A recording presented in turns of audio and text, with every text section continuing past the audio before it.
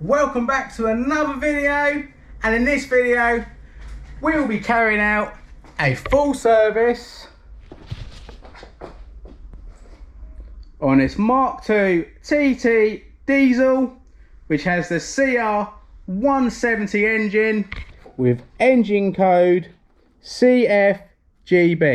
So let me show you the bits that we got that we'll be changing on this vehicle.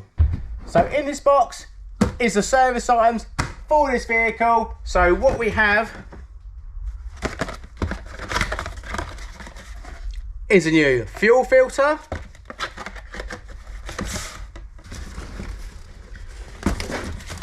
we have some oil, air filter, oil filter, pollen filter, and a new sump plug. So this is the engine bay on one of these. This is a really tidy one with really low mileage. It's literally got, I mean, it's like 40 something thousand miles on the clock. Let's have a look.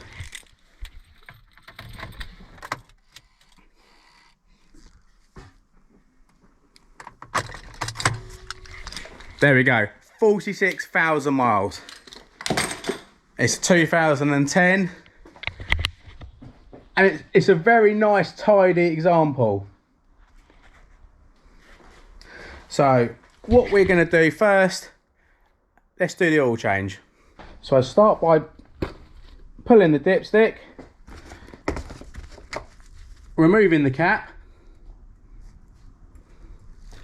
I'll put the cap over here. I'll bring this down just like that. If you're enjoying these videos and find them helpful, why not give this video a like, leave a comment, and even think about subscribing to the channel, so it does really help the channel out. So with the car in the air, we can see we need to remove the under tray, which is like any TT, got various fixings, T25s and all sorts. So let's whip the under tray off and start draining the oil.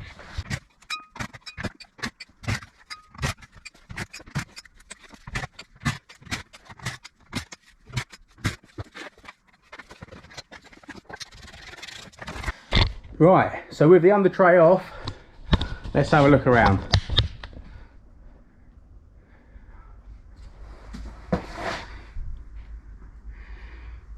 As you can see, there's absolutely no oil leaks at all, and this is probably what you would expect with this sort of miles.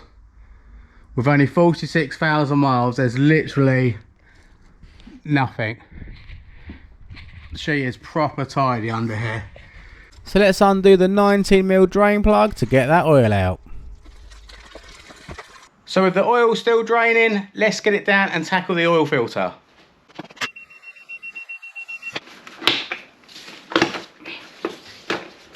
Pop the engine cover off, and you can see the oil filter here. They put it in such a stupid place. So we just need to undo these two torques to move this coolant line out of the way. And now that gives us a bit of space, as you can see there. So I'm going to pull that off, get that round there, and that will give us the space we need to get that. I might even pull this off out of the way.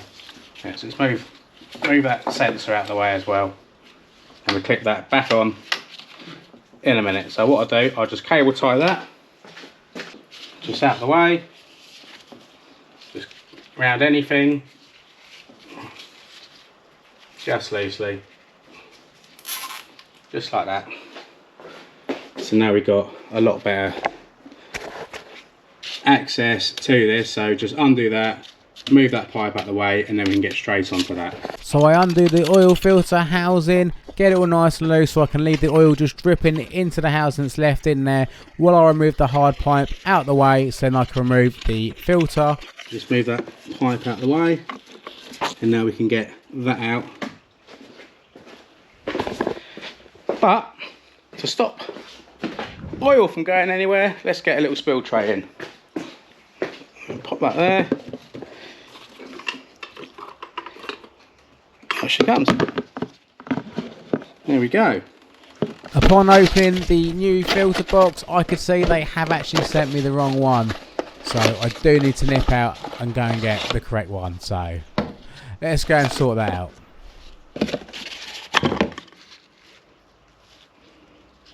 So with the correct filter now here, what we need to do is swap out all the old seals and put the new seals onto the housing and then fit on the new filter. And not forgetting to lubricate the seals before we put them on. New filter on.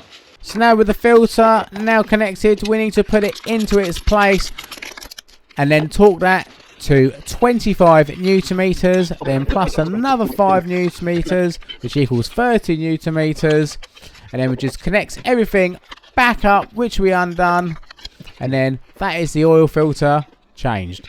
And let's not forget to tidy that area up. Right, so now let's get it back up in the air, get the new sump plug in,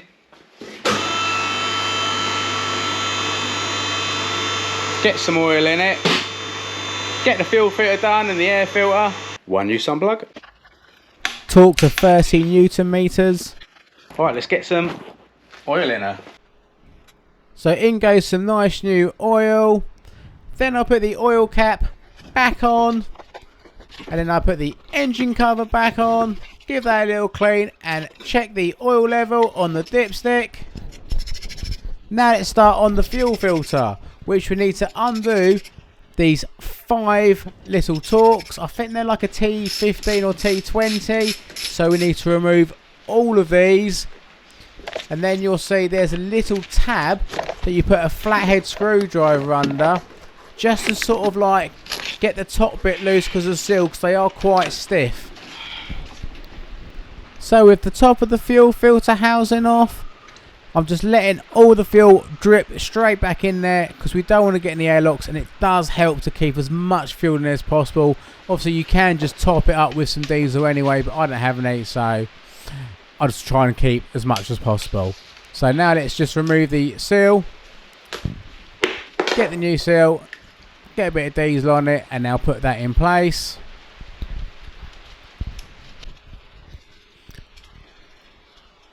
With the new seal in place, I now start pulling up the old filter, just hooking it, just trying to bring it up to the surface and trying to let it drain back into the housing, so we can try and save as much of that fuel as possible, so we do not get any airlocks when we try and start it. But doing it this way, you're pretty good, and it's going to start on the button without issue. So with all the diesel pouring back into there, I'll just let it rest there for a few seconds, just to let it drip into it. And then we can remove that from the car and then get the new fuel filter in place. Which you can see, I literally just put it in there and let it fall. Let gravity just let it put itself in as it soaks up all the fuel into the filter. And that is all there is to it really. And refit the top of the filter housing and make sure it's seated correctly. And then just put the 5 screws back in and torque them down to spec, which I believe is 5 or 6 newton meters, so not very much. And then clean the area up. Now let's do the air filter, which is just undoing these torques around the top of the air box. So let's undo those. With those all done, we can pull out the old air filter, clean out any mess, and now refit a nice new air filter, and then just screw all those back down again. So with that all done, it's now time to move on to the pollen filter. The pollen filter, also known as the cabin filter, is located under the glove box, where you literally just undo these 2 little screws by hand. And then you pull this foam bit out the way, slide the cover, and then the old filter will drop out, and then you just literally do the reverse. put the new filter back in, slide the cover over, put the foam in, and just do those 2 screws back in. That is that done. Just topping up the screen wash. As you can see, it's running absolutely perfect. It's just in here at the moment, so I was just checking for any oil leaks, which we have none. Just a little bit from when we changed the filter. Oil leaks, which we don't have any. So I just need to put the undertrobe back on. And then that's another one done. So thanks for watching, and I'll see you in the next one.